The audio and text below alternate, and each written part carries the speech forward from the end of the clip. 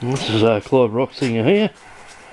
Well, I got me press. It took about 4 months to get it, and coincidentally, as soon as I got the lathe going, a couple of weeks later they mysteriously, just happened to get it in, right when I didn't need it anymore. They just coincidentally happened to get it in, right after I fixed the frickin' lathe and got it all going. How coincidental. Yeah, real happy accident. They have a lot of coincidences like this in the frickin' bush. It's coincidentally, you know. Like they wait till you've got no money and then they demand immediate payment. Or you go in there and they won't let you pay nothing off and they expect you to pay $1,000 out of one fucking pay, you know. Anyway, I won't say how I got this off because I'm a bit suspicious that they just happened to get it in after I fixed me lathe. Yeah, how coincidental. And it had been 4 months and then they just all of a sudden got it in. But this unit, I'm quite pleased with it. It's one of those cheap ones.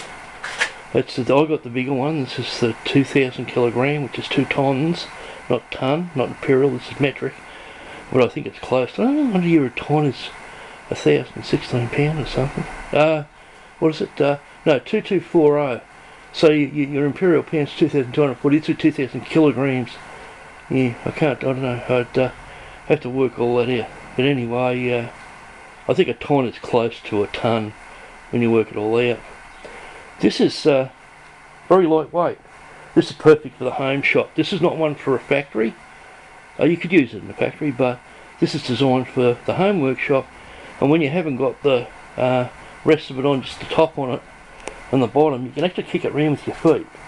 So when I wanted to position it, I bolted it together and I was actually able to push it into position. So for a 2,000 kilogram press, it's quite light, which is terrific. It's a little bit iffy. The base is not very strong, then again it doesn't need to be. But you know, I probably would have preferred to have a little bit more sound base on it. And I wonder how much you've only got as far as side-to-side movement, you've only got those 4 bolts there holding the side-to-side movement. And the thing that's kind of bizarre here is that whole jack is held on by one screw. But all in all, very pleased with it. It's got a nice small footprint, so it doesn't take up much space. It's got a hell of a poundage. It's a nice looking unit. It's got a hell of a span on it. I mean, when you don't realise that they can handle something, I've only got to get, gee, I hope that fits. Yeah, I've got to get that wheel inside there, and I'm pretty sure I can. And look how many. So you can put that right down the bottom, so you can get some pretty tall stuff in there. You should be able to get a head in there if you wangle it around a little. Yeah, a very nice unit. Can't remember how much I paid for it because I ordered it so long ago.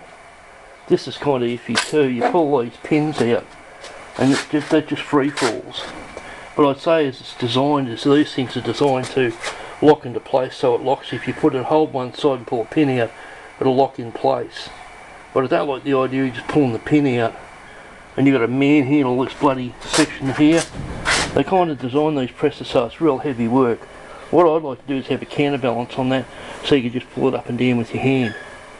And I might do that at a later date if I ever get the lathe going again. I've got it going now, but it's only patched. I've got to get a proper belt for it, but it's going alright. And I've got to go back to working on it. I'm doing my electronics at the moment. The message with the arm, get a bit of steel and make one up. They give you one, and I mean, you know, it works. But you know, anybody worth their salt is eventually going to get a nice bit of metal and put that in there, nice long bar, so you can put heaps of pressure on it. But yeah, I'm very pleased with this. The base is a little bit iffy. Oh Jesus, it was hard to get together. This heavy thing here, the tolerances are reasonably, it's only got about 1/8 of an inch tolerance. And you had to wrestle that top thing in a place, and by gee, it was heavy. It was a bugger of a thing to put together. I really wrestled with it. I think I hurt myself trying to put it together because I'm getting old. Oh, she's a nice unit, and that'll definitely do the job. This crossbar also is a little bit flimsy. I would have preferred something bigger, but Oh, you know, like they're trying to find a way of selling it to you cheap. You know, they want to sell you, this would normally be, oh, well over $1,000 if you bought one for a workshop. But for the home shop, 2,000 kilogram, oh, thank you very much. Look at the size of the head on it. I love the size of the pressing head. Look at that. That's nice. I like that. So, yeah, no, I'm pretty pleased with it. It can be reinforced. That's a great part about it. It's all lovely made. So I can make up bits to make things better for it. And I'm going to make a holster up for that. I'm going to find out if there's a tool for that. I'm going to make one with a handle on it or a little ratchet or something. But all in all, I'm very pleased with it. So, my workshop's coming along nice. I've been moving stuff around, I've got junk everywhere. But yeah, everything's coming together.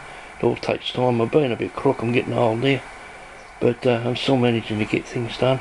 I'm mainly doing electronics at the moment, but they got me press in right after I fixed my lathe and I didn't need it anymore. They amazingly, you know, astonishingly, just, you know, happened to accidentally get it in at the, you know, 2 weeks after I got the lathe going. Yeah, how interesting. Anyway, I won't say how I bought it off because I'm not real pleased with them at the moment. It took me too long to get this.